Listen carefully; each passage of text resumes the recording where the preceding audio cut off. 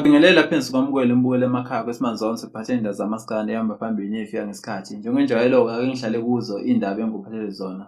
Livuka obhinqa igcwame elisha liyoshadisa usisi wabo likaNongoma kaMandlakazi. Igcwame elisha libe selingena esiteji lathatha i-microphone lahuba ingoma yesonto kumangaza abantu abaningi ukuthi kanti igcwame elisha njengoba lishawa amaskandi kanje alifuni nasesotweni liyangena gaxa. Nangempela abantu abaningi bayithakaselile lento le. Bajabula futhi ukuthi igcwame elisha ligxilile kumaskandi kodwa nasekoleni liyasondela futhi. Libe selisho igcwame elisha ukuthi lona liyathanda ukuphila nomphakathi nje ingakho vele angena esiteji lashaya le ngoma le. Akuyibuke le video le ejabulisa abantu abaningi ey'nkundleni zokuxhumana.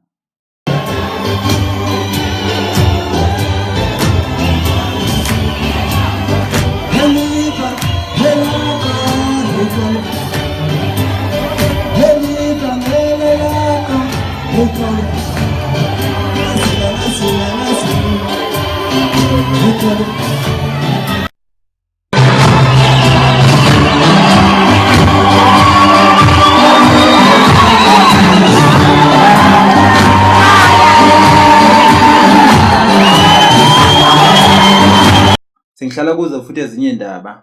UKhuzani emva kokuthi ebizwe kwi-interview ku-e.tv la bezochaza khona ngokuthi ungene kanjani kwimbewu nokuthi futhi iziphi iy'hlelo akaphezu kwazo njengoba sekule. Ubesesho uKhuzani ukuthi i-album yakhe iyeza ngomhla ka-27 kuNovemba. Wathi futhi ngeke ayikhiphe i-EP noma i-single kodwa uzoletha nje i-full album. Wabathembisa abantu abaningi ukuthi le album le izocishe ifuze i-album Inyoni Yomthakathi. Wathi uyathanda ukukhumbuza abantu uma-album akhe asandlula.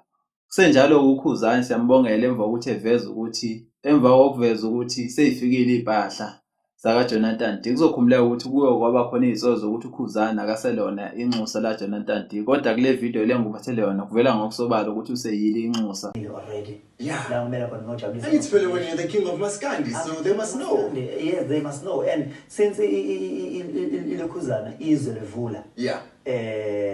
I'm preparing the album. Okay. As well as a 27 November. Yes. So, je. Kuningi okuzayo. As this Revula, because uyazi abantu bakhethathe behlele endlini bengakhona ukujabulisa music kwethu, but manje we are here for them. Yeah. Yeah.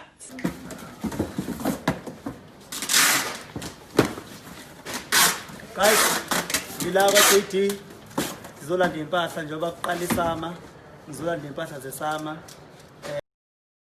Ngihlala kuzo futhi indaba elandelayo. uWelile uzokhumbuleka ukuthi uWelile usisi kaNgizwe Mchunu ukhele wadilika ku-DSD emsolwa ngokuthi usephuphile wasethi usola i-lockdown kaRamaphosa yenze u-DSD aphuphe kanje. Akwelaleleke le clip le kaWelile egxeka yena. Yini wazi uRamaphosa wayenza indaba o-DSD sebadayisa ofishi. Udayisa ofishi yini lo mfana noma uphayi. Hawu uNkulunkulu wami azisona o-DSD. Animbheke ukuthi uphuphe kanjani. Yini bantu.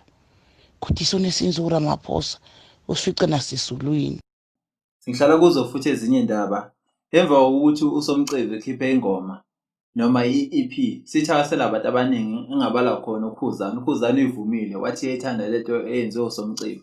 uSomcebe kwi-CD cover wenze okuhlukile kakhulu njengoba eveze umama wakhe. Uthe uSomcebe ukwenziswa ukuthi uhlonipha umama wakhe ngamagalelo akhe asawenzile lokhu amzala namanje futhi usamsupport. Siyakushayela ihlombe lento eyenziwe uSomcebe njengoba kuyinto engajwayelekile neze ukuthi umuntu aveze umzali wakhe kwi-CD cover. Senjalo uZimdola uyivumile naye futhi ingoma kaSomcebe.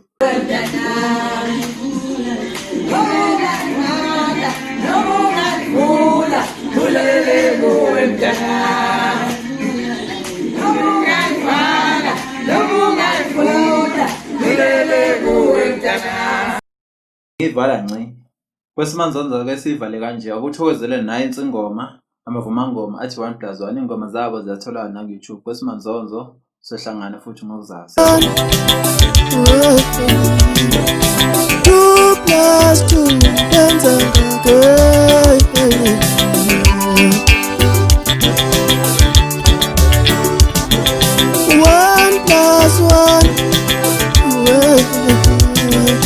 Two plus two,